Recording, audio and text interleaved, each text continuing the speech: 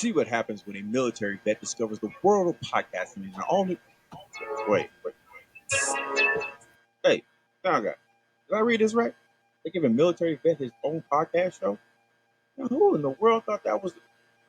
You're still recording, aren't you? Oh, edit that out. See what happens when a military vet discovers the whole new world of podcasting in an all new The Birdman Show.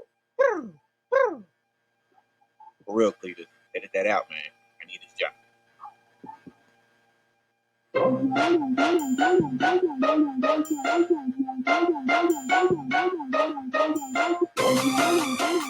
Hey, everybody, how are we doing? It's the Birdman Show. I'm the Birdman. You know what to do. Do it with me one time. That is right.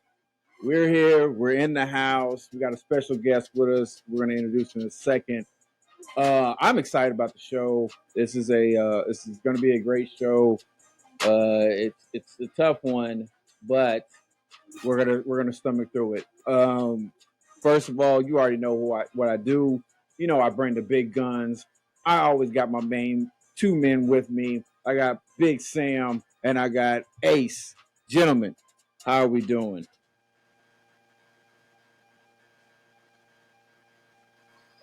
Man, I'm doing good. I'm doing good. Just for the sake of cracking a joke, because this one's pretty fucked up. When I first started looking this up, my initial thought was, damn, there's someone that doesn't like kids more than me. But yeah, listen, I'm not gonna lie. But then I got into it, man, and wow. Yeah, I'm not gonna lie. When I first saw that, well, when I first heard it, when it happened, I think it was 2001. And when I first saw it, I was like, God dang! I was like, hey, yo, she's just said, you know what? Forget welfare, forget all this. I'm not doing this no more. They got to go.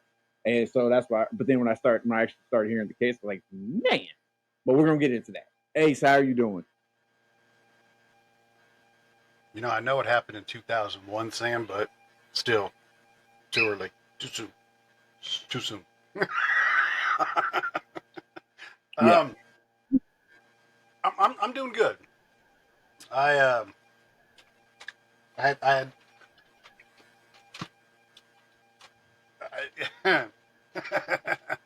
yeah. This one's. We're gonna go ahead and put some disclaimers out there. Yeah, I'm gonna get to that here in a sec. Well, then I guess I'm just gonna say I'm good. Back to you, Birdman. Good. That's good.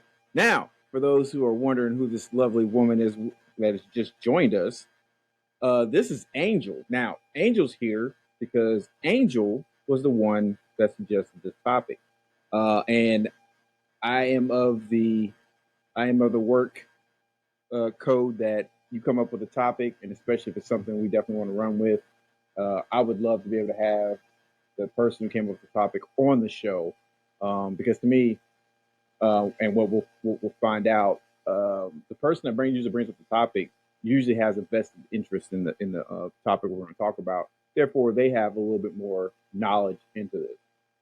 So I always want to be able to bring somebody on to be able to talk about something they're passionate about, something. And then I'll be honest, after I read or going over this case, I can see why she would be passionate about this. But Angel, thank you for joining the Birdman Show. It is great to have you on here. How the heck are you doing?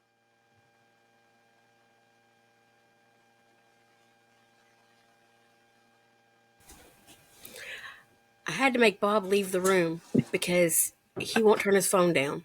So, and it's well, I appreciate that. I appreciate that. But how are you doing? I'm doing good. That's good. That's good. Now, Angel, this is the first time you've been on the show. Why don't you tell our viewers and listeners a little bit about yourself before we get started with this episode? Hey, Cheryl.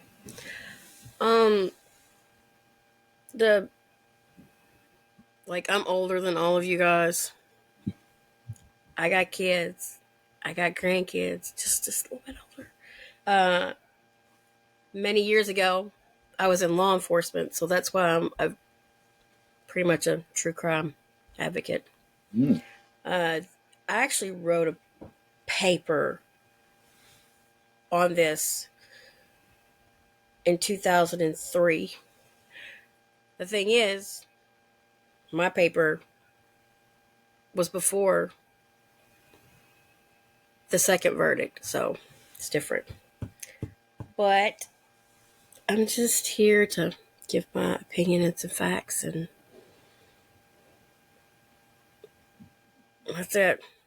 I'm boring, dude. I'm boring. Look, I mean, you know what? I think everybody could do with a little bit of boring in their life because too much excitement, you end up seeing people like you, with people that used to be in law enforcement that are currently in law enforcement. So boring's good. It's okay. There's nothing wrong with that. Bob comes I in. like that. Yeah, that's where Bob comes into play. He is everything but boring. Go nuts. Now, as Ace alluded to in his introduction, this episode, yeah, we're gonna put this disclaimer out because the podcast is going to discuss child murder, mental health issues, suicide, religious abuse, definitely failure of the medical system. And due to this case and the detailed discussion of the serious mental health disorders that we're going to discuss, for some viewers and listeners, definitely want you to be aware there's probably going to be some triggers in this. And being a veteran myself, in the United States Army, and dealing with PTSD, depression, anxiety, suicidal thoughts. Um, if you ever feel like if you're struggling with any of those things, loneliness, hopelessness, please seek medical attention. Um, Definitely do not feel like you're alone or feel like you have to fight those battles on your own. There are people that are out there to help. And heck, if you just need somebody to talk to, you can always reach out to the Birdman Show, reach out to me. If you're on TikTok or whatever, you can reach out to Ace, reach out to somebody that can help you through those types of issues and things. Okay, lady, gentlemen, let's get started. Okay, so this this episode, like I said, we're going to be talking about Andrea Yates, and in my opinion, a just gross negligence of on a bunch of different fronts on it. Unfortunately, this woman and her children were failed in almost every step of this case. They were failed by her husband. They were failed by the medical profession. They were failed by people who were supposed to be religious leaders. They were failed in a lot of different fronts. And some people, they might look at me and say, "Oh, well, how could her husband fail?" We're going to get into that, and the reason why I feel that way, because to me, that's a problem that I see quite a bit. Actually, the problem we're going to talk when it comes to the husband, I see this quite a bit, and it infuriates me to no end about some of the stuff that goes on. So I'm going to give just a quick little introduction. And then what we're going to do is we're going to kick it off to Angel. And Angel's going to give us a little bit more background on this case. And then we're just going to kind of ping pong off of that, guys. Is everybody cool with that? Okay, good. I don't care. I'm the host of the show. It's your show. You the boss. Look, I'm trying to get the jokes out now because this and I will say this, Angel. I'm very thankful that you brought this to our attention for this episode. But at the same time, I don't like you either. I don't like you. I don't like Britt. I'm still angry at Britt with the Mandela effect. But no, I'm playing. I love you. But you know this. So the 2001. I know you're not done, but the 2001 case, and then the second case, those were totally different. Yeah, I know. That's what's crazy about it. Okay, so what we're gonna do is we're gonna take a look at a case that rocked Clear Lake community in 2001 when a mother, Andrea Yates, drowned her children in their home's bathtub. Now, in June of, and I'll say this, we're going to double back a little bit when we give more information out. I'm just kind of trying to give a little brief overview. On June 20th, 2001, NASA engineer Rusty Yates returned home from work to find his 5 children had been drowned in the bathtub at the hands of their mother, Andrea Yates. Noah was 7, John was 5, Paul was 3, Luke was 2, and Mary was 6 months old. KPRC2 retired reporter Phil Archer was the first reporter on the scene, and Archer said, and this is a quote from Mr. Archer, cops were crying. There was a lot of emotion there. They were the guys that had to go into the house and recover the bodies. They brought Andrea out, and her clothes were still wet. Her hair was still wet from the bathtub. They brought her out, and she looked like a zombie. There was a sort of wildness in her eyes. That was a direct quote from Phil Archer, the reporter that was the first reporter on the scene. In this case, like I said, we're gonna talk about just negligence on a lot of fronts. So, Angel, I'm gonna kick it over to you. The first thing I want to kind of focus on, we're going to talk about. Actually, I'm gonna kick it over to you. We're just gonna kind of go off of there. So, Angel, take us away. So the first thing I want to say is this: Andrea Yates, when this happened, she was 37. I remember it being on the news. I remember they portraying her as this woman who hated children, who just maliciously drowned her children in the bathtub for no reason, other than she wanted them dead. She was a very intelligent person. She was not religious growing up. I think she was Catholic, but she wasn't religious. That's important further down. She was her valedictorian. She was in the National Honor Society. She was captain of her swim team. She went on to be a nurse at MD Anderson. She was very intelligent. Then she met Rusty.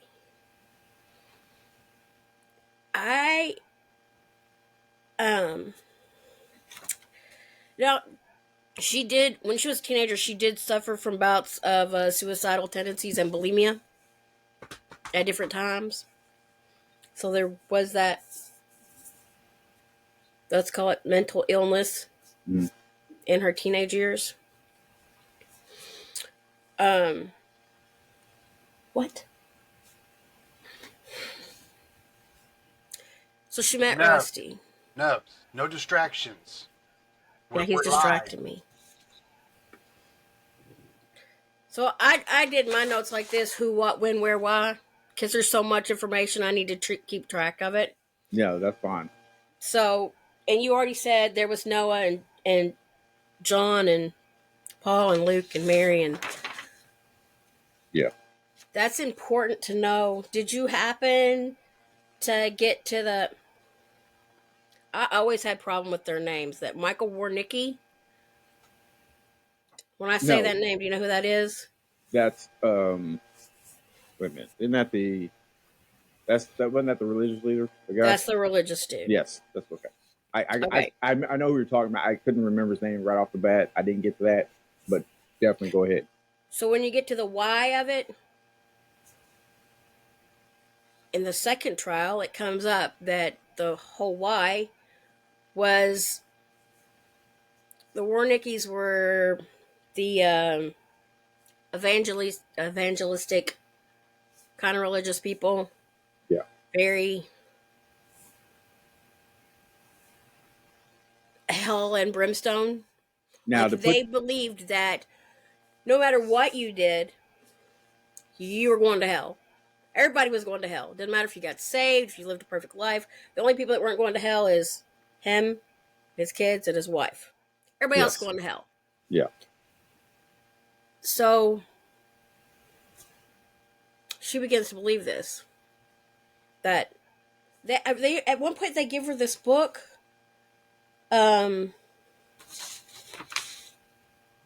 The Modern Mother Worldly. It's like a Mhm. short. Yeah. I don't remember if it was a poem or a book. But if you ever get a chance, you read that because it pretty much says that the women of the mothers of the modern world are born of sin, therefore our children are born of sin, therefore nothing we can do is gonna work. They're all gonna go to hell. By saying that, I mean, so the oldest child was 7, and in almost every religion, what is the age of 7? It's the age that you can be held accountable for your sins. Yes.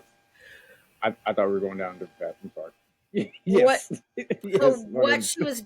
Why they say that she did it when she did it? It's because she couldn't wait any longer. Because that Yeah. oldest child was 7. Mm-hmm. So if she didn't do it, then they were going to burn forever. Yeah. So in her mind, that's why it was now and why it was then and not why she thought she had to do it right then and there. Okay. So what we're gonna do, Ace. Hearing that part, I'm gonna try to break this up in some segments. Hearing that part of that, what are your thoughts on hearing that, and how does that match up with some of your research up until that point?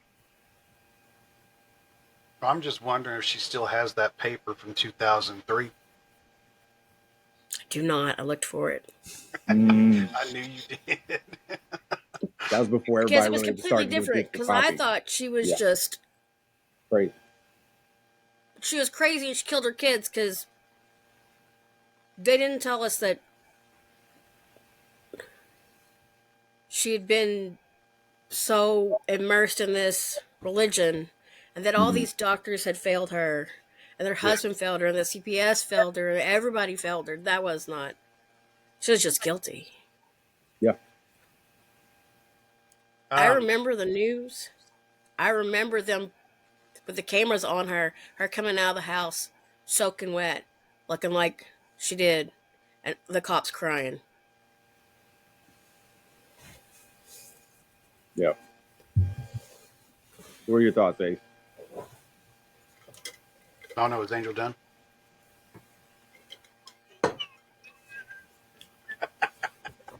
Um, as far as my thoughts, I didn't get into the religious aspect of it. I didn't realize that she was associated with the evangelists. I mean, it shows on here that Rusty was a devout evangelistical Christian, but it didn't say anything else as far as their associations with that faith.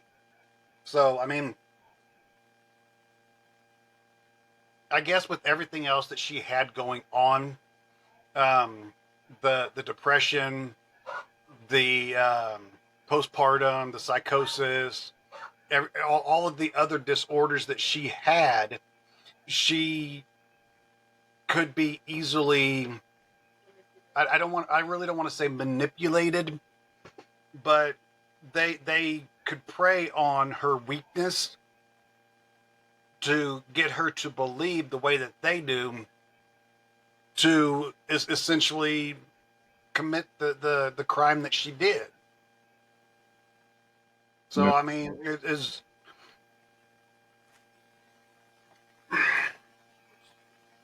I've got a different view on this, but I'll voice that later on in the segment. Okay. But it's possible that it's that's how it happened. Is they were able to brainwash her in a matter of speaking to believe that it had to be done. So I'll leave it at that for now. All right, Big Sam, what do you got?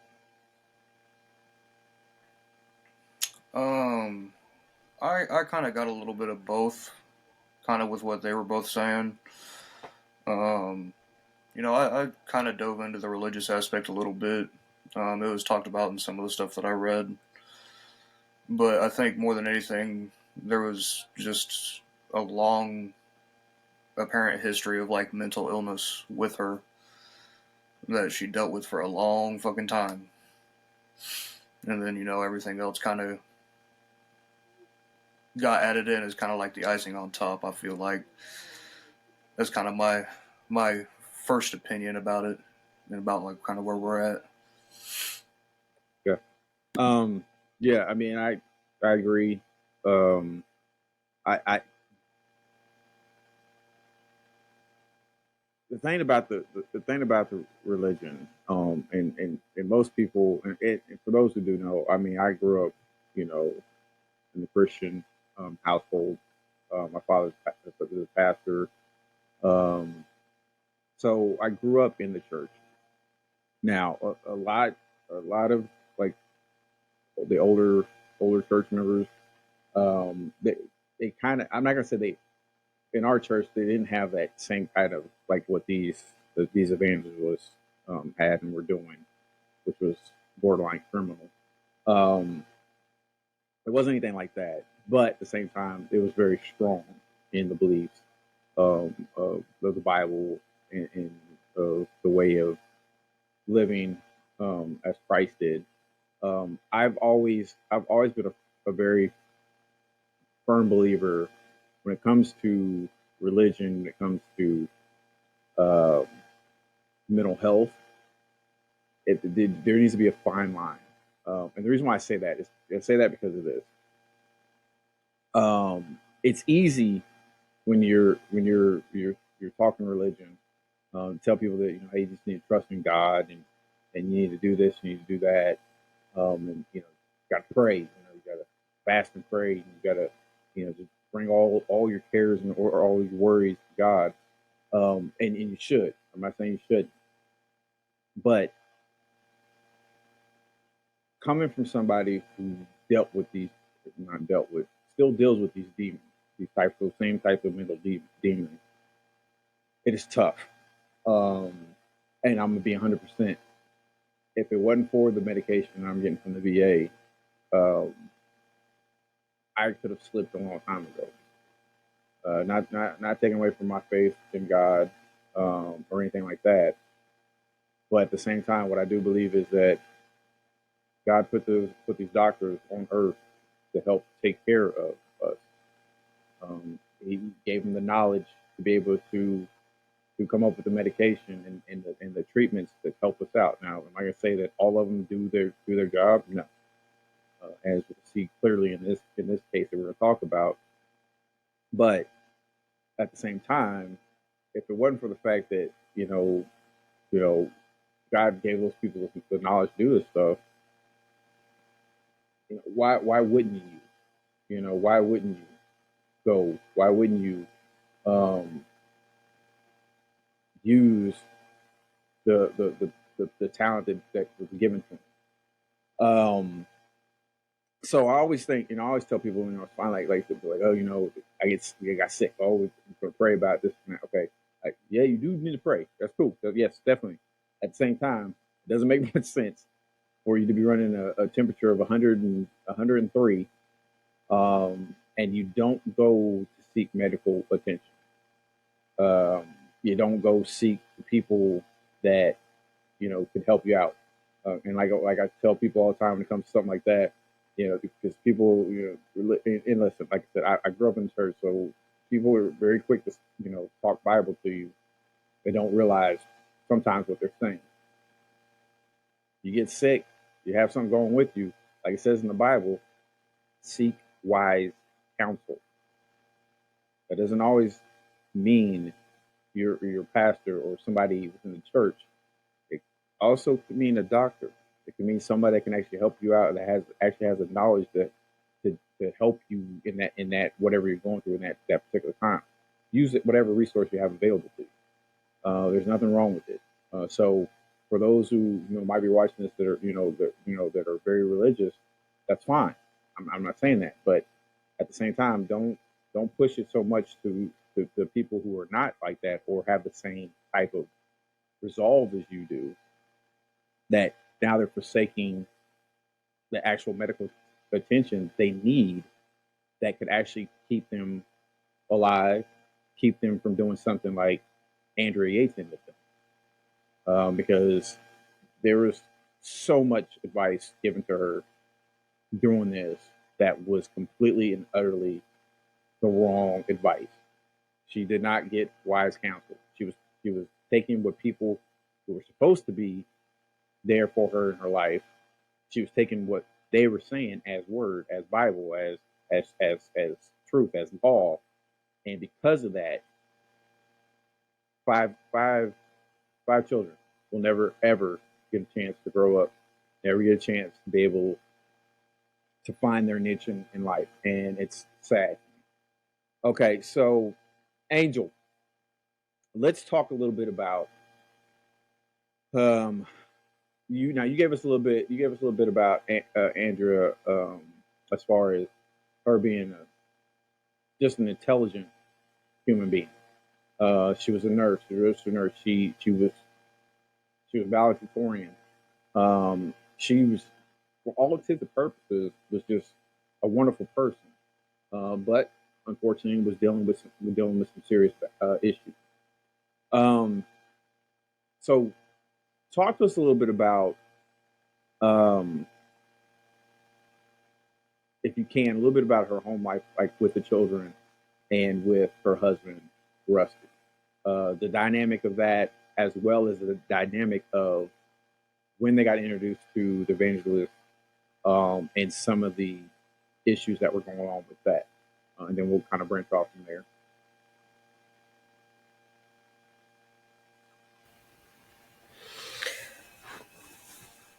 So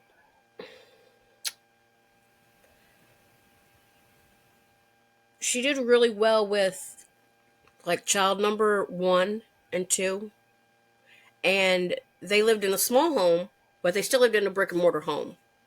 Mhm. When I keep want to say Wick Nicky, I don't know why, but when You watching Transformers? Michael Warnerneck was brought into when they started going and listening to them, um, they believed that. Wait a minute. Let's say they preached that you should live a minimalist lifestyle. Now, him and his wife and their children, they didn't live like that. So Andrea and Russell and the 3 kids at the time, I think it was 38-foot bus, Mhm. kind of like a tour bus, not like a school bus, like a RV kind of bus, Yeah. but not really, because I don't think it had like a toilet in it and stuff. I'm trying to remember. Anyways, they all were in the bus. Um, she didn't work anymore. He wasn't working for NASA anymore. He was working someplace else. But she homeschooled. She got no downtime. Okay, so it was baby, baby, baby. So 7, then 2 years later, and then 2 years later, and then 2 years later, another baby, another baby. But she didn't get any downtime. Now once she got to marry, and he knew, because when Luke was born, that's when her postpartum depression had become postpartum psychosis. Totally different. She went from being, she didn't want to nurse them, she didn't want to eat, she didn't want to drink, she didn't want to do anything. She didn't care. So he decided, oh, I'll have my mom come over every day. She'll help you. I hate to interrupt you, but I caught that, and you don't have to watch the language. Oh, yeah, I got ears. Okay. Yes. So Ava's there? She's in the other room, but that's pretty loud. So Oh, okay. Because I heard you say or get ready to say that she didn't give a shit about anybody. But you go yeah, right she ahead. did. So this shouldn't have any help, and I can relate to that because I chose to be a stay-at-home mom, and I liked being a stay-at-home mom. But she was a nurse and had a career before, and now she's not getting out of the house at all. I can't imagine having. I'm sure. Well, she did breastfeed, so that's 7 years. Because one is not getting off the tip before the next one comes along, and you're definitely not getting out of diapers for the next one comes along. So her mental state. By the time she got to Luke, now she had been on Halidol before, and it worked for her. But evidently, that's not something back then that they liked to prescribe. So, and I'm pretty sure you can't be on that and nurse. I'm not positive, but I don't think you can. Now it's important to say you brought up Paladol. It's important to say that that was prescribed to her by was it Eileen uh, Strawbuck Strawbuck Branch?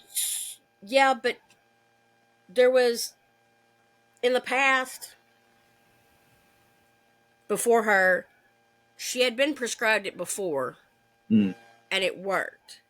right. But whoever prescribed it, for some reason or another, they stopped seeing that particular doctor. They never actually say who initially gave it to her. Russell just always says, "Well, she was on this and it worked, Yeah. and Well, she in was the research, normal." yeah, the research I did, it was Dr. Eileen Strawbeck that actually was the one that gave it to her, and That was the um, original.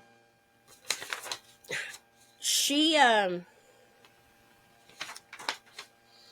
she's the one that saw what was happening. And I don't want to say, oh, because she was a woman, she saw it, right? But she saw it coming. She did her job. She knew that this was going to end badly. She even went so far as to call CPS, and Yeah. CPS said, Well, she went so far as to say that Andrea was among the five sickest patients she had ever seen. "To what?" She was that Andrea was one of the five sickest patients that she had ever seen. She Yes, was that she honestly she felt that she was that bad, and when she had her on the holiday, Andrea actually she started exercising again. She was back to her normal. She resumed a normal, stable homeschooling schedule. She was doing much better. yes. But the husband wanted her off it because of the issues. But yeah, go ahead, go ahead. Doesn't that We'll get that other doctor. We'll get that other anybody doctor. else that back then, okay, with the first trial and the first paper I wrote, back then I had lots of not nice stuff to say about him. Mm. You can Because continue if with the I not was nice stuff. off my rocker and I was holding a knife to my throat and attempting to kill myself and talking and catatonic for long periods of time, and my husband was just like, "She'll be okay. She ain't crazy. I'm just gonna live here with my kids." Well, the thing of it is, though, is that wasn't the first attempt. No, Oh no, there was He had, lots. he had filled the tub up to attempt to do it before Right. she She said admitted it. she might need it. She might need it. Right, but before she admitted that she had filled the tub up to kill her kids, everybody suspected that she might have been trying to unalive herself again or attempt to unalive herself by drowning herself. Right. Well, she had also that same year. I think it was no, I don't know if it was Hang on. that year, I got it. but she had overdosed. She had essentially overdosed on antidepressants, and it left her in a coma for 10 days. That was June 17th. I don't remember what year it Hang on, I was. got it. It was June 16th, 99. So her dad died in March, Yes. right? And she lost it because they were Yeah. super close. Yeah. And they said they found her catatonic and she'd stopped eating and drinking and taking her meds. And then she was admitted May 3rd, 2001. May 2001. Said meds not working, catatonic. That's when they decided to give her 2 milligrams of Halidol in the morning, 2 at night, where she was taking 300 Mm-hmm. by injection. Yeah. When it was working. When it was working. Yeah. And to answer Cheryl's request out there, Angel had touched on that at the top of the show. Her before she got married and had kids and everything, she suffered from bulimia and depression in her teenage years. At the age of 17, she had spoke to a friend about the thoughts of suicide. She graduated from high school in '82. She was the class valedictorian, captain of the swim team, and an officer in the National Honor Society. She then went on to the Texas Health Science Center of Houston, where she got a degree to be a registered nurse, where she graduated in '94. Oh wait, no. She was a nurse from '86 to '94, and in the summer of '89 was where she met Rusty. So up until she met Rusty, she had a pretty successful life, and it just kind of all deteriorated after Rusty or Russell came into the picture. It really I see. It didn't say say. much as far as her childhood. She was born. She was the youngest of 5 children, and her mother was a German immigrant.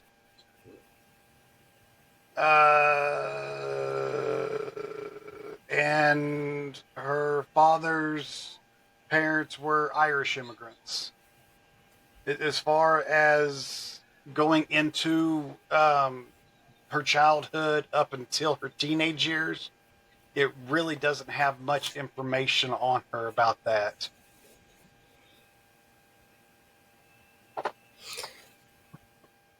That was before the internet and they recorded everything. Yeah, I know, right. Big Sam, what are your thoughts, right? What are your thoughts?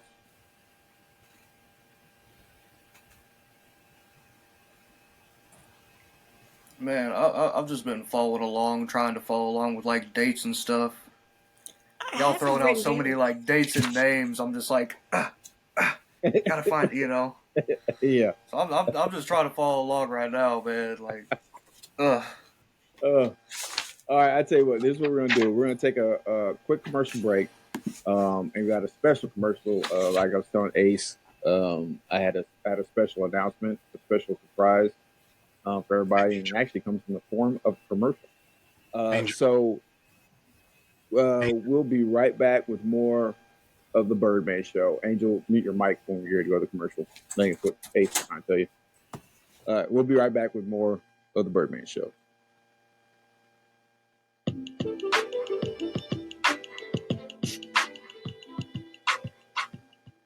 Debbie is an energy drink you mix at home.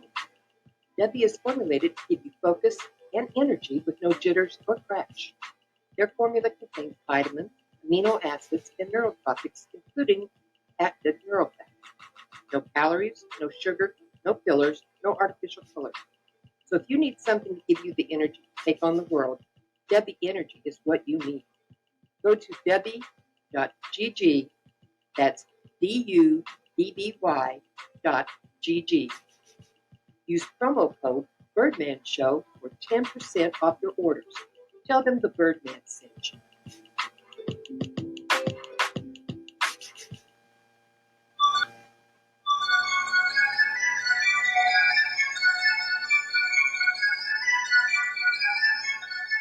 Yeah, we're back. We're back with the Birdman Show. I'm the Birdman, and you know what we're doing here. We are sitting here. I'm rocking and rolling still with Ace. I'm still here with Big Sam. We are joined by special guest Angel, and we're talking about this wild case, the case of Andrea Yates. Yeah, I threw that commercial on there. I had her come in and read the commercial earlier. So Mama Joe made her big time debut. Debut. Yeah, her big time Birdman debut. The commercial is Good going to be a job, mainstay Mama. for Good now. job. Yeah, she did a very good job. So yeah, I had her do that. I figured I was like, you know what? Let me throw somebody else's voice on here.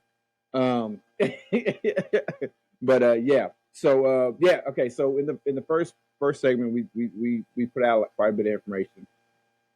So much so that Big Sam was having trouble keeping up with dates and stuff we were spitting out there. He was doing his best to keep up. I think he did all right, but yes, we talked a little bit about first of all, you know, the case itself. We talked about a little bit of Andrea's background. There wasn't much background that was really given that I had seen, and after listening to my other three co-hosts here, there wasn't a lot of background on her earlier years. They really didn't talk too much about it, but you know, we talked about how she, you know, her going to in high school, going to college. Very intelligent young woman at the time.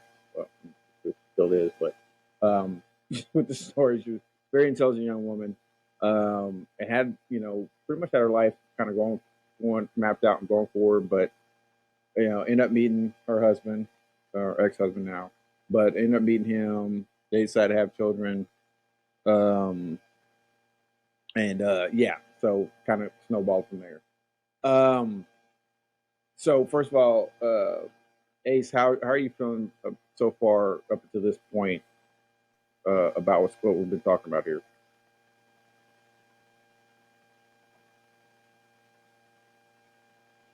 Was she dealing with a lot mentally?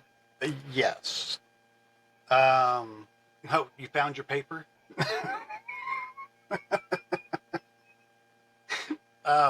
Was she dealing with a lot mentally? Yes. Did it affect? Did it have an effect on what she did? Absolutely. But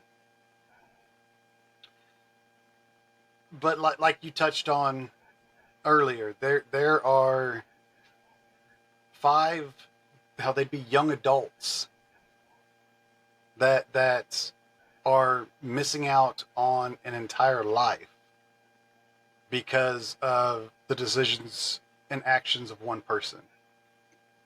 Whether she was psychologically unavailable, or whether somebody had brainwashed her or changed her mental capacity to believe that this was the only way for salvation. Only the people that were there, well, actually only she knows 100% why she did it. So I mean, I'll like I said, I'll share my opinion and everything towards the end, but it's This one is it's a tough case. It's a Well, real tough case. I will say this to jump on that real quick. To me, because you said the children are no longer here because of the actions and decisions of one person. To me, it's more the actions of one person, but the decisions that were made by other people that really put her in that situation because she was actually trying to get help. She was trying to get help, and they just completely disregarded what she wanted because, and we're gonna get into this part on this in this segment of her. It really stemmed from her husband because he was wanting to have more children. Now, And understand this ultimately, before they got that is what ended up pushing her over the edge. yes, but Because understand this when they got married. When they got married, though, they both wanted to have as many children as they could humanly possibly have. They wanted a lot of children, but she had so much difficulty with PPD, um, postpartum postpartum depression. Sorry, um, she had so much issues with that the her psychiatrist advised against them having any more children. She didn't. She said, "Yeah, this is not a good idea. She shouldn't be having any more children." no, it was the last one. It was Muhammad No, that told them that um, they did not need to have any more children. well, she was told that before that. Muhammad was the one that screwed up her complete. He screwed up her medication. He wasn't giving her. He didn't want to give her. We'll get in that. We'll get in that.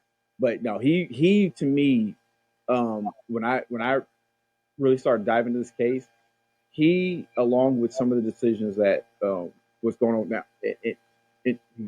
with the husband and then whatever all the stuff she was dealing with the children and with the religious stuff. That idiot, I'm gonna call him that. That idiot was the biggest failure. He was the biggest fail safe or whatever it was. He was the biggest problem throughout this whole entirety of this. He was the one that truly failed her. Now, if they would have stuck with the first doctor, I don't think any of this happened. I honestly do not think any of this happened.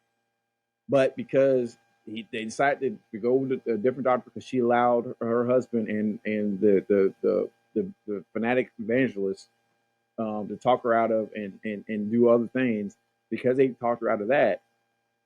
That set all the wheels in motion. There was not much they were going to be able to do because she got worse, and it wasn't one of those things that when she started having kids, it wasn't one of those things that so much it didn't so much happen like over time. Like it was a gradual. No, she got worse and worse, but she got worse quick. But like I said, we'll get into that. Big Sam, kick it over to you real quick. How are you soaking all this in? Have you caught up yet? You good to go now? Yeah, man. I'm good. All right, Like bet. I was just making sure I was following along with what y'all was going with. I But feel you, bro. you I feel you. guys kind of touched on a lot of what I had wanted to say anyway.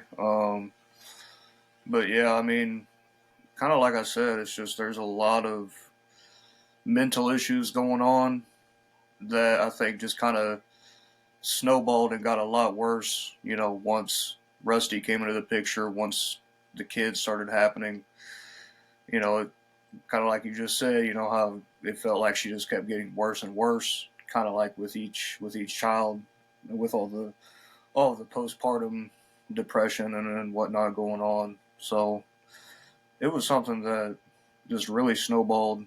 Um, and there was a little bit, I think, of medical malpractice with it too. I say a little bit only because I feel kind of like, and I mean, this is only 20 years ago, so, but I still feel like even kind of back then, a lot of like mental health stuff, mental illnesses weren't often viewed as something very serious. And I think that's something that's gotten a lot better, um, you know, more recently. So I think there is a little bit of medical malpractice with it, but I think it's something that just as a society was not very openly viewed back then, where people actually tried to get help. You know. Mhm. So I think it all kind of snowballed together, though. Yeah, you're right, man. And it's sad that there has to be because yeah, we're talking about this case, but there was quite a few other cases after this that dealt with unfortunately mothers taking the lives of their children. Um, and before this really started to hit, and they really started changing things, because there was a lot of stuff that just with this case, and I guess I'm focusing on this case that just was just horrible. Um, the treatment, like I said, I yeah. Anyways, Angel, how are you doing with this up to this point with some of the things that we have discussed?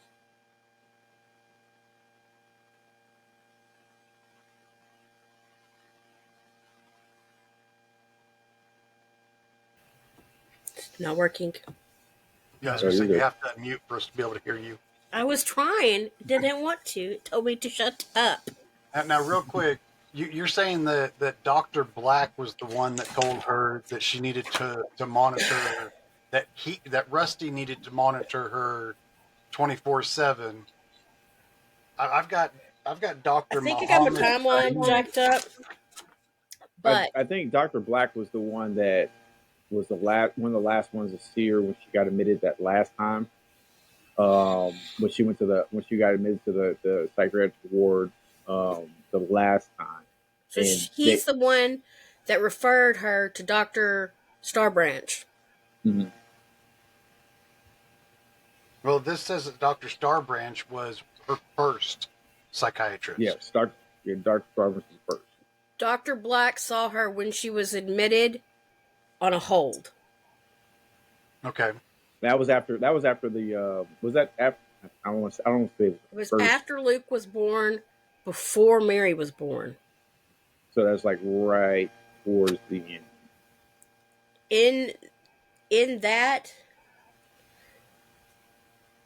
that's when he said, I'll let you go home if you don't leave her alone and you go see this Dr. Starbranch within, I think it was like 48 hours from being discharged. Like they gave him a small, you need to, that's the only way I'm going to release you. That's also when she started giving her those Halidol injections, and it worked for her. It's also when she was like, you know what? I don't feel comfortable with this. I'm going to report to CPS. And here's the thing. So she didn't abuse her children. She did not take care of her children. Her children were well taken care of, and they were fed and clothed, and yes, they lived in a bus parked in the driveway of a house, which I will never. Okay. Anyways, so when social services showed up, they're like, she's not actually abusing them. They're not. We can't take them because you think she might kill them isn't enough. When she's going and talking to the doctor at that point, that's when she tells her that she's been having audible and visual hallucinations for like 5 years. And that's the first time she said that. Like, I've been seeing shit. Like, the devil's been talking to me. And he says, if I don't kill my children, then everybody's going to hell. And who knows what was true and what wasn't true. But Dr. Saeed, that's where everything started to fail her. For the last straw, anyways. So when Dr. Starbranch urged Russell to take her for inpatient, the inpatient place was 45 minutes away, and he was like, man, that's too far to drive. Yeah. I ain't got time for all that. I got all these kids. I ain't got time to drive 45 minutes. She ain't worth all that. So,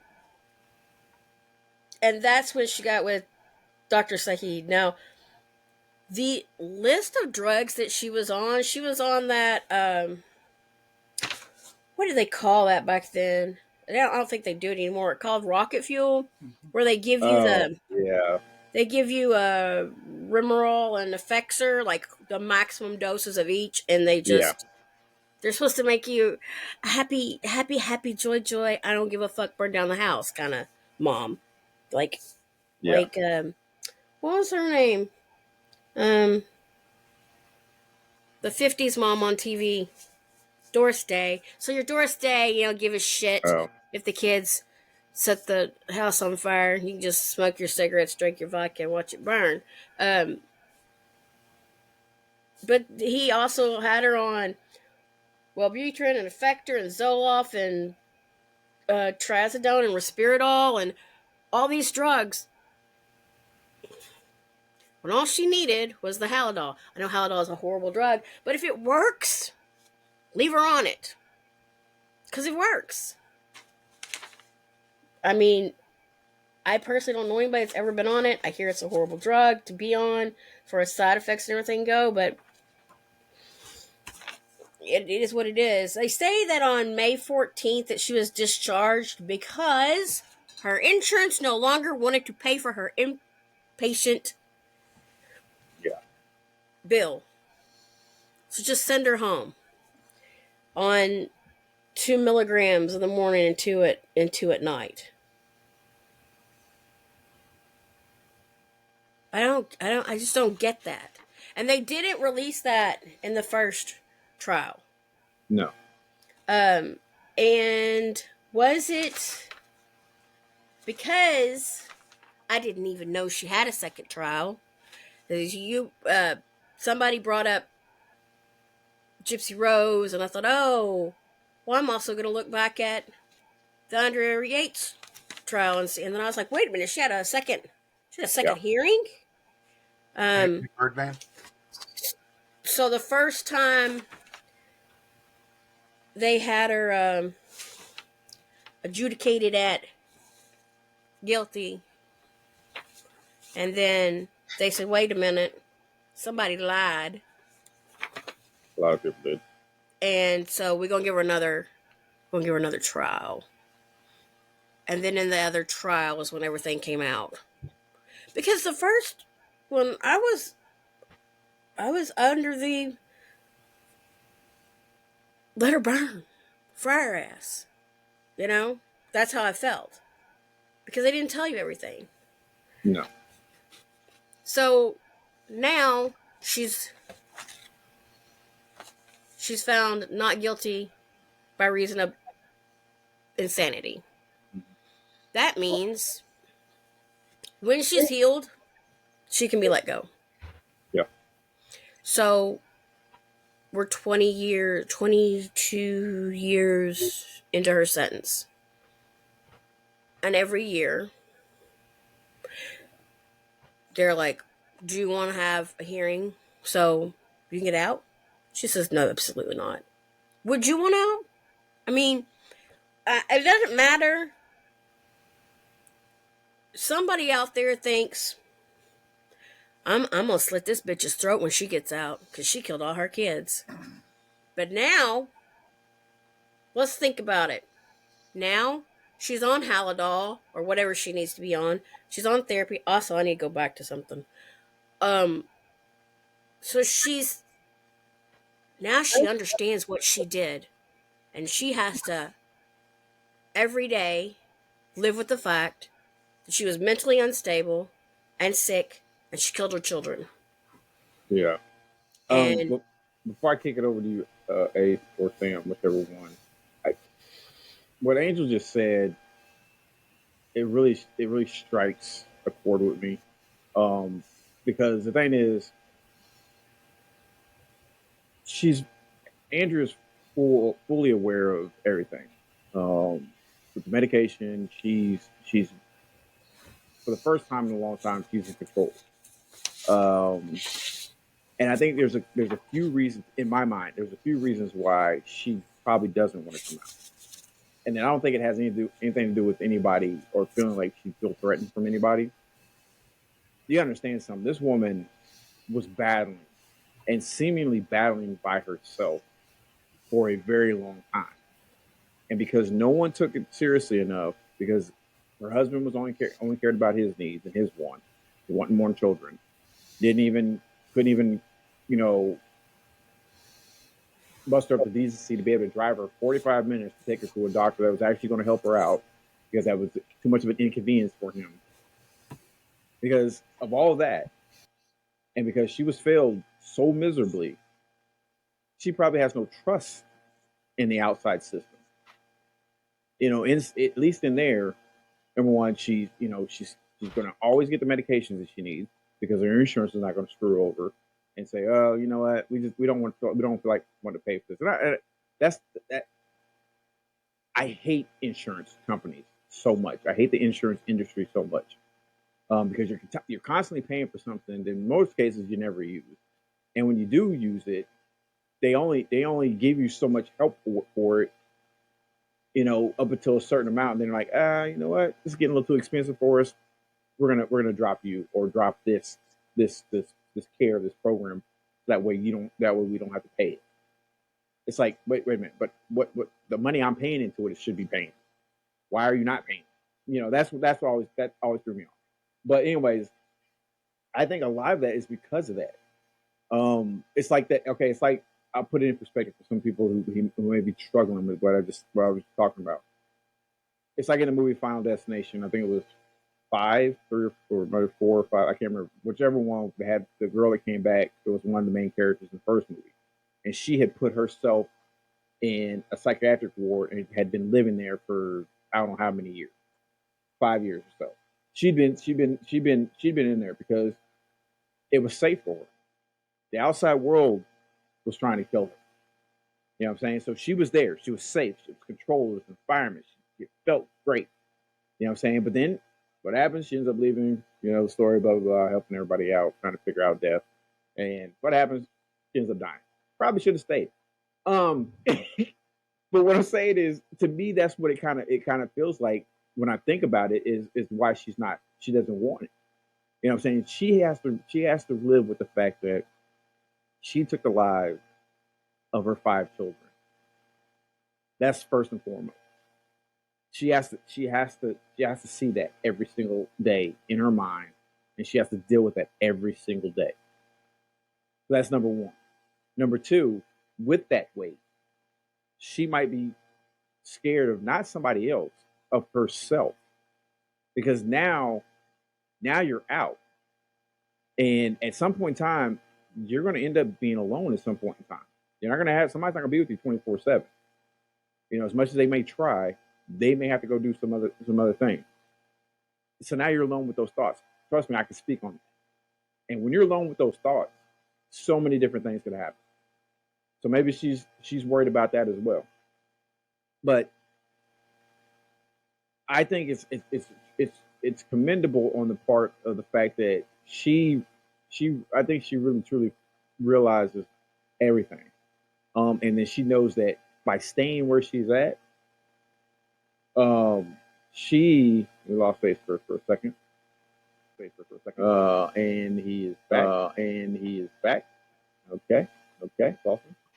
But by staying where she's at, she is much better. Much better. You gotta echo here. What's going on? My echo cancellation is not on anymore. Oh, and I can't do anything about it. Okay. Well, it is what it is. I can't do anything while we're recording. Okay. But anyways, okay. So, Big Sam, what are your thoughts on this right now, where we're at? I'm kind of thinking, man, like if I was her, I wouldn't want to come out either. It's kind of like watch the news. Like that. I mean, that example, the Final Destination example that you used. I mean, that was kind of perfect, honestly. Well, thank you. Thank you very much. I appreciate that.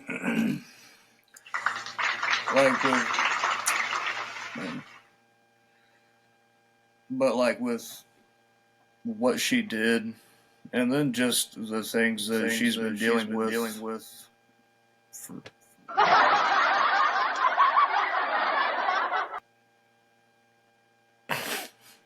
All right, man. But then just like all the mental issues that she's dealt with for just years on end. Man, I'd just rather stay there in the room. I wouldn't want to come out neither. I wouldn't want to face the world after all that. I know. Angel, you said it. Bobby reminded you about Andrea's inpatient treatment. What you got? What do you got now?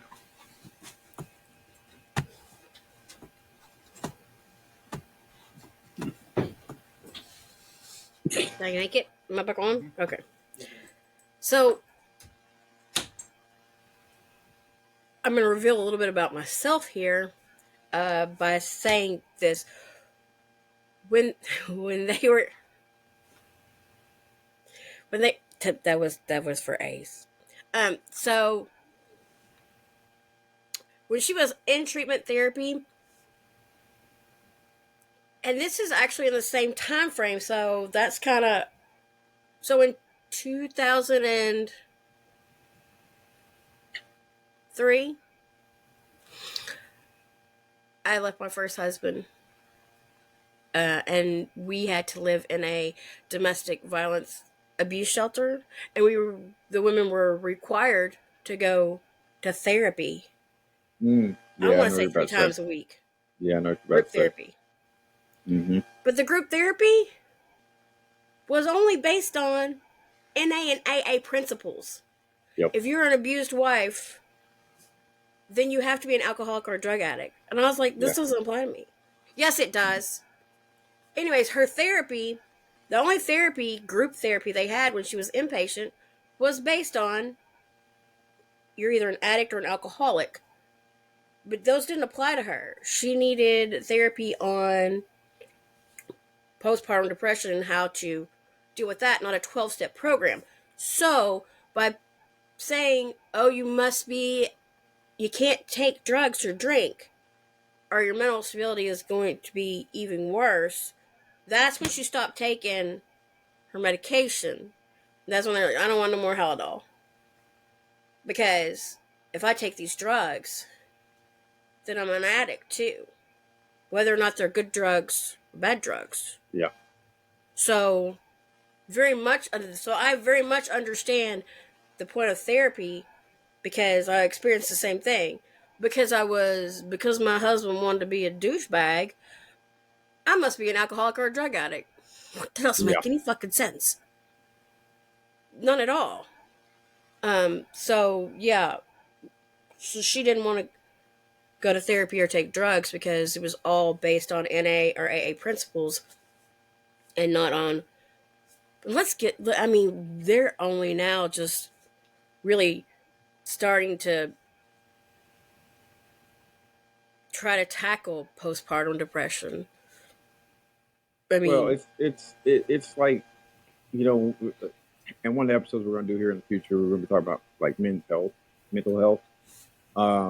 It falls kind of in that same category as the fact that there was not much that people knew about it.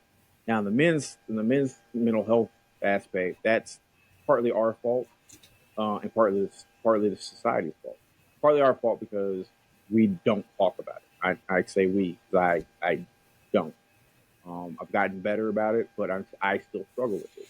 But that's partly because of society.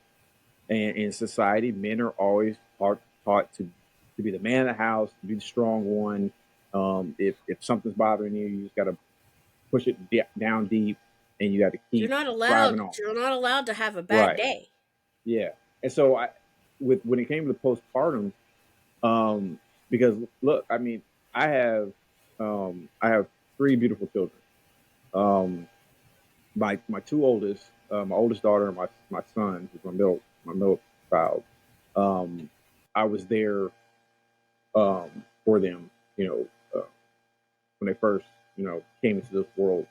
And I saw firsthand, especially with my oldest daughter, with her mom postpartum. I saw it firsthand and how devastating it could be. The changes, the mental and emotional changes that she went through. The one thing I tried to do, when it came to my children, especially after they were born, I tried to step up in a role where I would take them more, just so that their mothers would have an opportunity to breathe. If they want to go out to go do something, if they want to go shopping, if they want to go do whatever, or just sit in the room and not do anything. And I'd have the kids. That's fine. I do that. I have no problem. I love my children. I love all children, but I especially love mine. And I have no problem doing that. There were times where, especially my oldest daughter, I was working for a cable company in Wichita, Cox Cable. I work 12-hour days. I go to work at 7:30 in the morning, and I'm supposed to get off at 7:30 at night, but I wouldn't come home until 9:30, 10, because we had so many calls. I'd come home, take a shower, even though I was working all day. You know what I'm saying? I was installing cable. So I'm climbing up poles, I'm crawling in people's attics, down in crawl space. I'm doing all this crap, lugging all kind of crap, body hurting, I'm exhausted. I would come home, take a shower, and take my daughter. But hey, why don't you go do something? I would take my daughter. I'd get up at night. I was probably sleeping maybe about 3-4 hours a night, because I wanted her mother to have that break. So it was one of those things where, it's one of those things, like, I don't think there was not. It was almost kind of like a myth. It was kind of like a myth, like, like women going through this, like, oh, they're going through this. Well, they're going through so much. They have menstrual, cramps. They have all this other stuff. Oh, what are they not going through? It was like one of those things where they just kind of wrote it off. It was completely and utterly wrong. Same thing with men's mental health. It was like a myth that men actually had these issues, and now you're seeing that the suicide rates are so high when it comes to men, especially looking at somebody like me, a man of color, and not only a man of color, but a man that was in the military. And talking to your point about the therapy session, the group therapy, that was one of my biggest issues when I first got out, when I first got back after they finally diagnosed me with PTSD and depression, all that stuff. They were sending me to group therapy, and that was the first thing I told them. They were going to send you to therapy. I said, I'll do therapy. I just don't want to do group therapy. And what they do, first thing they put me in was group therapy. And I'm like, are you serious? And it was to the point where I'm sitting there in a session, and I'm like, I don't want to hear about somebody else's problem. Not because I didn't care. It's because I couldn't deal with taking on more, hearing about other people's trauma that they were dealing with. In a lot of cases, the same stuff I was dealing with. I couldn't take on more of that because I could barely handle mine. And I ended up getting kicked out of group therapy, which was group therapy / anger management, because I was dealing with anger issues as well. I ended up getting kicked out of a session, and they ended up taking me out of group and putting me in individual private sessions after that, because I flipped out. Because not only did we have soldiers in there, but we also had spouses of soldiers that were in there. And one woman seriously was going off about I can't remember their names, but I seemingly thought she was talking about her children. Now she's talking about they never listened. They only listened when her husband was home, and she could never get him to do anything.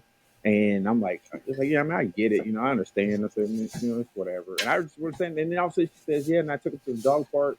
They were just jumping on everybody. I said, wait. I was like, are you talking about your dogs? And she said, yeah, I'm talking about my dogs. It's like, are you? I was like, I'm sitting in here listening to you talk about your stupid dogs. I said, I'm sitting in here.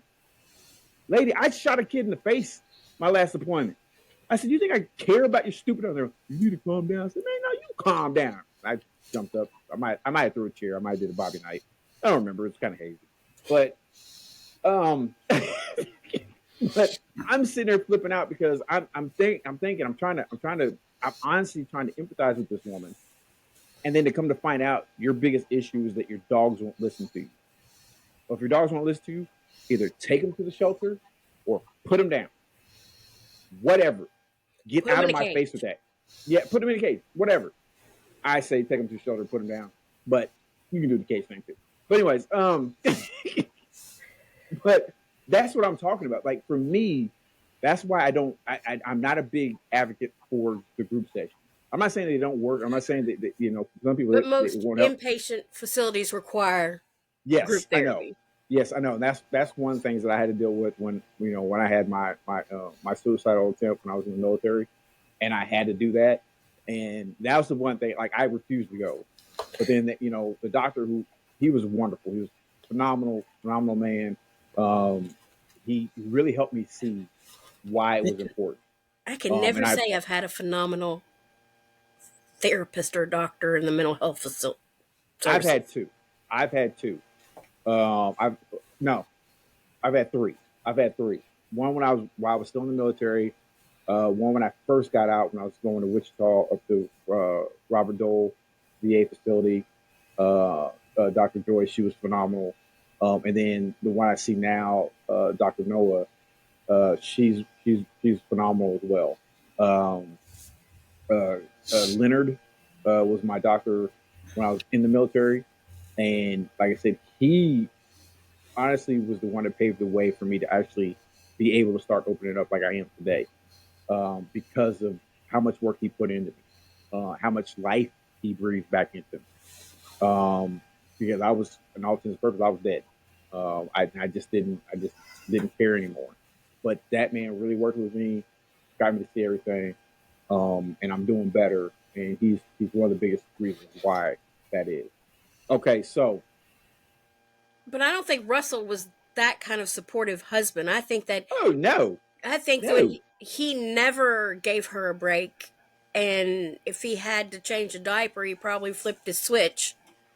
I listen, just don't see him helping, and the the way biggest that indication, the biggest indication that he was not, he wouldn't drive 45 minutes to take her to a doctor. correct, Bob would drive 45 hours to take me to a hospital. I mean, Jesus, where are you going?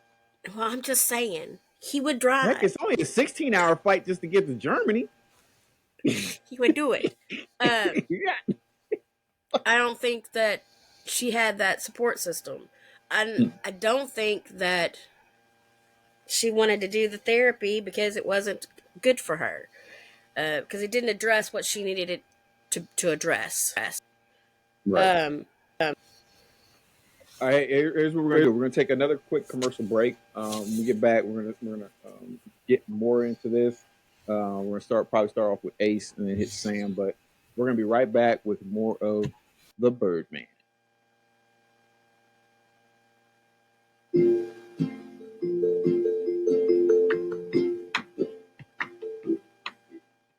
Hey, it's the Birdman here, and I have a question for you. Have you ever thought about starting your own podcast? If so, have you heard about Spotify for podcasters and why it's the easiest way to make a podcast with everything you need all in one place? Allow me to explain.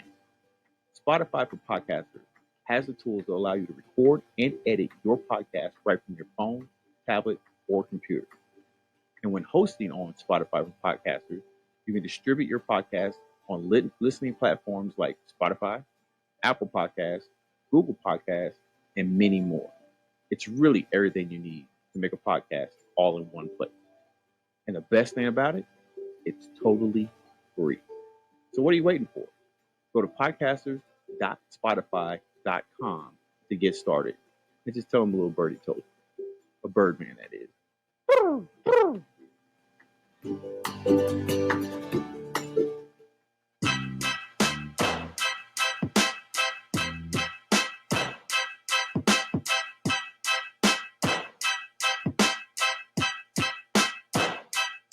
It's a hard knock life. It is a hard knock life. But more importantly, it's the Birdman show. I am the Birdman. Go ahead and do it with me one time. That's right. That's right. It's the Birdman show. We're still rocking and rolling. We are talking about the case of Andrea Yates, who unfortunately unalived her 5 children, ages ranging from 7, 5, 3, 2, and 6 months. So yeah, we're talking about that right now. I am still rocking and rolling. I got Big Sam, I got Ace, and we are joined by the lovely Angel, who's just like an angel dropped from heaven, who is grace our presence. I'm pretty sure Bob would probably say something different. He giggled. Oh, he giggled. Okay, yeah. So he's like, he doesn't know it. But so yeah, we've been tackling quite a bit on this. First of all, and I kind of want to in this segment kind of wrap things up. But Ace, how are you dealing with all this right now? First things first, Sam, I apologize. I never knew what it was like being you. I do now.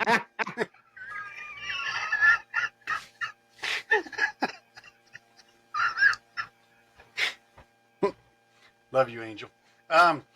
Second, we need to do a better job screening our guests, because if our guests talk more than us, then it's not the Birdman show anymore. Well, at the same time, it was she had a little more insight on this case than we did because she did a paper. So it is what she did a paper. Yes. That she can't find. Oh, hey, we've got more birds in here. Yeah. I told you, the Birdman show. All right. So we're wrapping it up. One last thing that I want to say as far as all this goes, you guys were talking about how supportive Rusty was as a husband. According to an interview that was done with Brian Kennedy, which was her brother, on Larry King Live, in 2001, Rusty expressed to him while in transport taking her to a treatment facility that all depressed people needed was a swift kick in the ass. About right. Mm-hmm. That's all they needed to get motivated. Now, I mean, if that was the case, my ass would be black and blue, because I don't think kicking somebody in the ass that is in that situation is going to get them motivated to the point where they just forget about what's bothering them. But since we are in the process of wrapping it up, I know we only got 19 minutes before I get started on TikTok. I'm going to give my opinion. I do acknowledge the fact that postpartum depression and psychosis is a mental disorder. I do acknowledge the fact that dealing with mental disorders, they do have a tendency to cause you to do things that you wouldn't normally do under normal circumstances.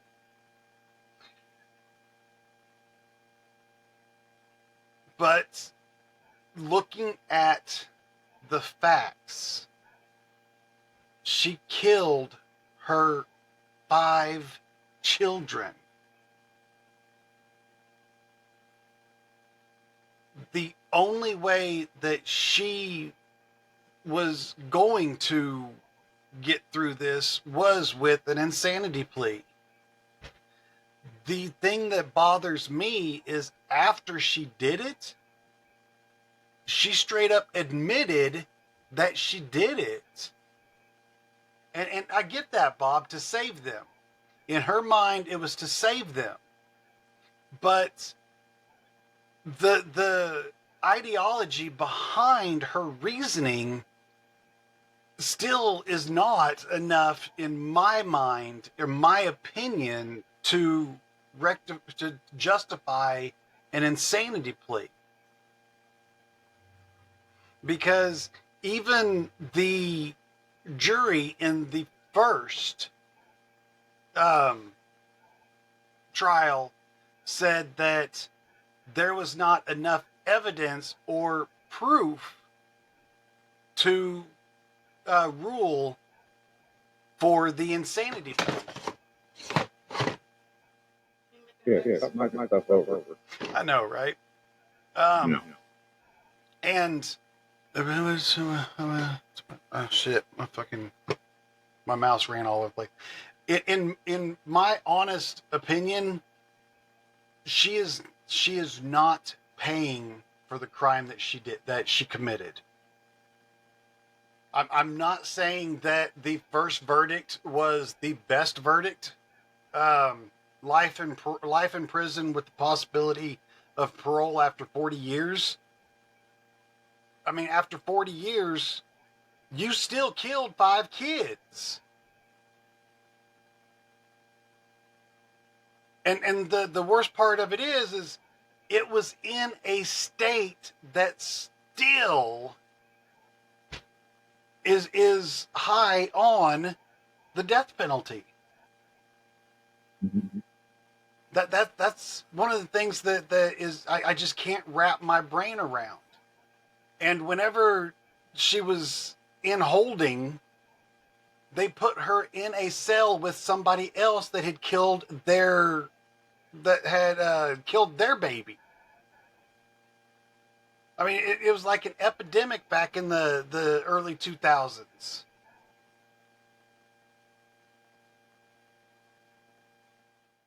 Yeah. I was reading Bob's question. No, I don't think that she's the only one that should pay for it. There should be malpractice suits filed against each one of the therapists that admitted her and released her before she was stable. They admitted her for a 3-day hold, and then once that 3 days was up, they released her with medication. Not knowing if the medication was going to work or not, because it takes more than 3 days for the shit to get into your system. There should be charges brought up against Rusty, because he was instructed by her doctors to not leave her alone with the kids. That's negligence on his part, because he knew that she was not in a stable condition, and he left her alone with his kids.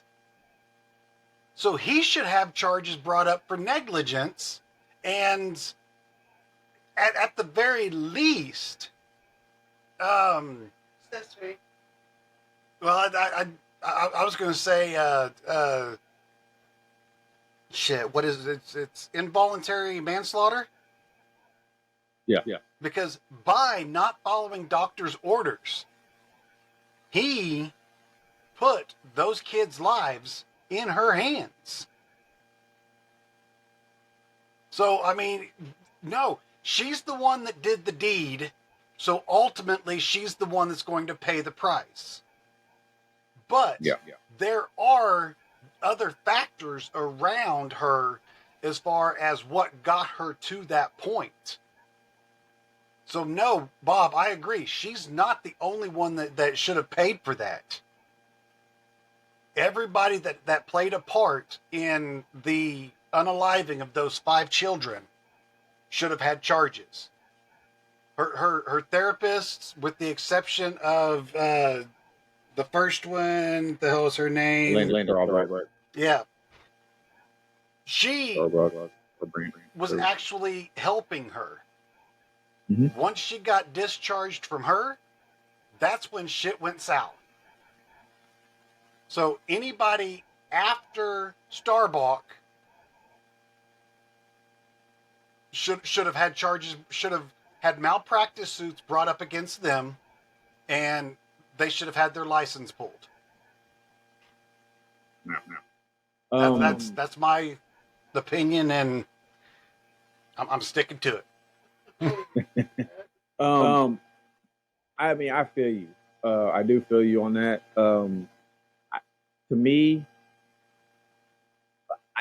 I get it. I get both sides. I do. I get both sides. It's kind of hard.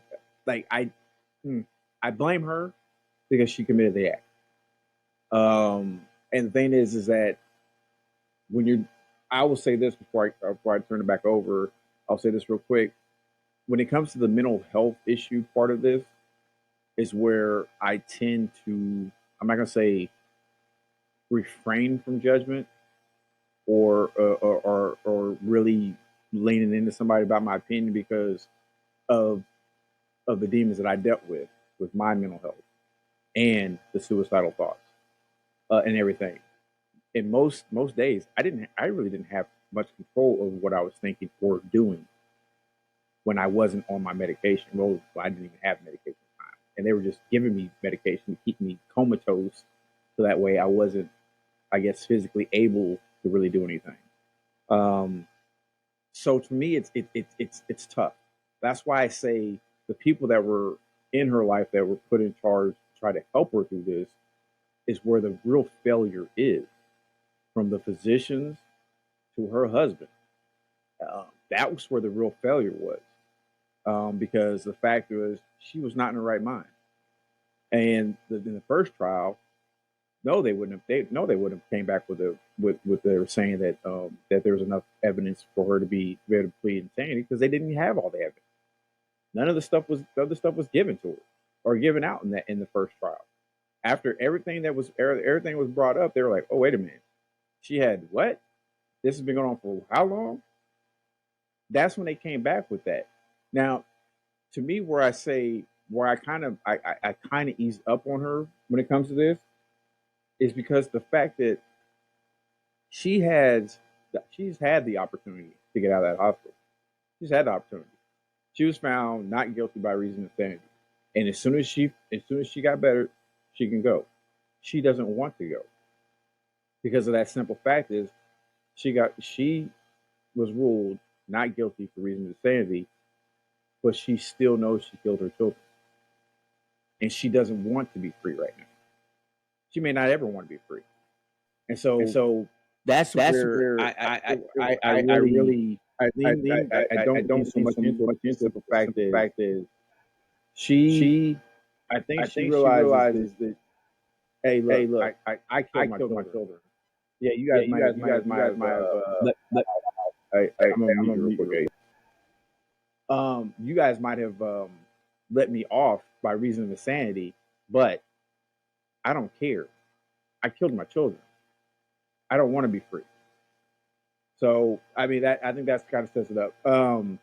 Real quick, we're gonna go Big Sam for your closing statements, closing remarks. Then we'll hit. I'll go back. I'll come back to you real quick, Ace, before we let Angel finish up. What do you got for us, Big Sam? Oh, Angel just popped off. Okay, what do you got for us, Big Sam? I'm kind of in line with both of you guys. I think there's a lot of gross negligence on kind of all parties that are involved. But like kind of like Asa, at the end of the day, she did do it. She was the one that did it. I think really the biggest thing for me is I was kind of surprised that she didn't receive the death penalty simply because it was Texas. Texas be throwing anybody in there, man. Like they be giving the death sentence to anybody. So that's kind of what I'm surprised about. They've got an express lane. Yeah, I saw a kid that we got put on death row for in daycare for stealing somebody's snacks. Go ahead. Hey, that's a grave crime. You touch my snacks, we throwing heads. That's all I'm saying. But yeah, man, there was a lot going on with her. A lot of negligence on everybody involved.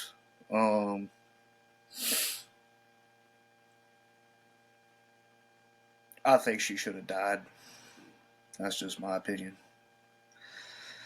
Now, I will say this on that. I don't, and the reason why is because now where would we be? Where would we be if this all came out later? If they gave her the death penalty, she'd have been executed, and then all the information had been let out later.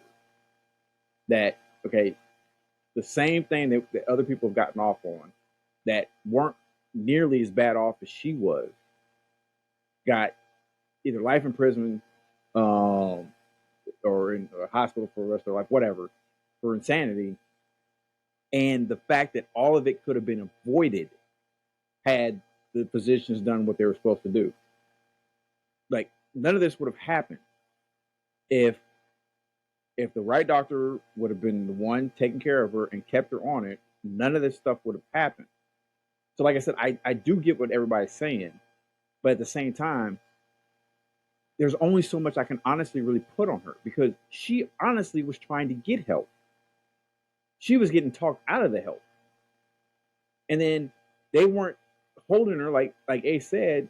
You know, she had a 3-day hold, and then she gets released, and then like somebody else said in the comments, then the husband just kind of just leaves her, and even though in his statement that he left because he had some important meeting he had to go to for NASA, because he was still working at NASA, but he had some important meeting he had to go to at NASA, and he left. But that her mother was supposed to be there, but her mother wasn't supposed to be there for another hour. He left because he had to get to his important meeting. So that, like I said, a lot of this, I'm not saying she's not at fault. Please do not take what I'm saying that she's not at fault. But at the same time, if I'm sitting here and you know 100% that I have an issue with let's say it's drugs or alcohol, or I have an issue, and you know, and you've already been told by somebody else or by myself, hey, look, I'm having an issue with this. I just need you to make sure I don't do this. But you go and grab a bottle, sit in front of my face with the glass, and then walk off. What do you think is going to happen? If you're being told and the medication that she's on is working, but then you take her off the medication, and this the part we didn't get to, I'm trying to get. I'm sorry, I didn't mean to get on this, but the part we didn't get to was that the Hamad, whoever the doctor was, had been taking her off other medications, not gradually, cold turkey. So once you're on those antipsychotic medications and you're on those for a while, you cannot quit those things cold. You can't quit that stuff cold turkey. They were taking her off the medication and wouldn't putting her on medication that was actually working, but then we're taking her off the medication or changing her doses without the proper procedure to take her off those medications or put her on a different medication. So there was a lot that was going on. The reason why that happened is because back in the early 2000s, like I want to say Sam's the one that brought it up. 20 years ago, mental health wasn't as much of a focus as what it is now. Back in the early 2000s, it was just looked at as they've just got a fucking screw loose, or here, let's just throw some fucking drugs at them and see if it helps. They didn't actually know how to diagnose. I know, Sitter. They didn't actually know how to diagnose or treat mental disorders back in the early 2000s. For them to have actually diagnosed her with postpartum psychosis, they may have diagnosed her with it, but they obviously didn't know how to treat it. So, I mean, what I was going to say earlier is one of the reasons why you can take this as a joke, but it's the truth. One of the reasons why she does not want to get out is because she's got 3 squares and a cot. Her medication is paid for, and not us, the taxpayers of Texas are footing the bill for her to be there. Because she doesn't have insurance anymore. So, I mean, she's there for free. So why in the hell would she want to get out and have to... I mean, she can get out, change her identity, move away, and try to have a life of her own. But all it's going to take is for one person to realize who she is. And her life is going to be destroyed again. So why get out whenever you've got everything taken care of for you, and all you got to do is just wake up every morning? Yeah. Angel, you back? Maybe. Yep. I think so. Can you hear me? Video, but No. No. Audio. Maybe. No, you don't have video back. Am I gone? I can't get to anything. They look like they're frozen. So I know they were having some issues with their internet. If you can hear me, just jump in whenever. But Sam, you already gave your closing remarks, right? Okay. Woohoo, can you hear me now? Yeah. So we're gonna go ahead and we're gonna wrap this bad boy up. Yeah. Okay. So yeah, she's not in here. She's That's not gonna work in here, but we can't see her or hear her. Unfortunately. But we'll hopefully, if you guys get a chance, definitely come check us out tomorrow when we do the show recap on TikTok. It'll be on my TikTok profile, which is at Birdman Show on TikTok at 6 p.m. Central Time tomorrow. So please definitely drop by. Like I said, we'll do a show recap. And let's be honest with you, with that show recap, it pretty much turns into whatever. So it'll be on there for that. Like I said, for any social media that you want to follow us on, keep in touch with us. You can follow me on my Tim Birdman Simpson Facebook profile. I also have the Birdman Show group page on Facebook. TikTok, like I had mentioned, at Birdman Show. For any of our past episodes, you can watch the video version of the show on our YouTube channel, which is at Birdman Show Podcast 9643. I really need to shorten that up. You can watch that on our YouTube channel. You can listen to us on Spotify. Just go to the Birdman Podcast on Spotify. If you see the Birdman Show, don't click on that one. That's an old one. They still haven't deleted it yet. So it's the Birdman Podcast. If you want to contribute to the show, help us out. Because we're trying to get some things. We're trying to do some things for production wise. Go to our Patreon, patreon.com/The Birdman Show. Look, I really appreciate everybody who's here in the live studio audience. I appreciate the engaging comments that we had. This was a difficult episode, and I say difficult even though it may seem like we did a great job. Breezed right through it. It's difficult because trying to keep the emotions and the mental aspect of it in check so we can get through the show, because this show hits a lot on a lot of different things. Ace, real quick, tell everybody, because you're going to be doing trivia. You're going to start trivia right now. But tell everybody where they can find you at on your trivia. Wednesdays after the podcast, I do trivia on TikTok. To find me, just search for Acehore. That's ACEHORE. And come join us. I've got it up right now. So see you in the clouds. Yeah. And I'll be on here in a little bit. Tyler Perry for the win. But yeah, once again, I want to thank everybody for showing up. It was a great show, guys. I really appreciate you. And we'll see you next time. Oh, real quick, we might be changing the day of the podcast. we're still, we're playing with that idea. It's some scheduling conflicts that we want to make sure that we're not causing any issues.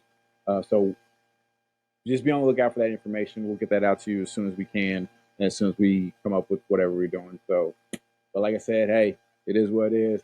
Thank you once again for joining the Birdman Show. I'm the Birdman, speaking with Big Sam. Ace, Angel, once again, want to appreciate you for stopping in and blessing us with your presence and with this topic. But until next time, Birdman out.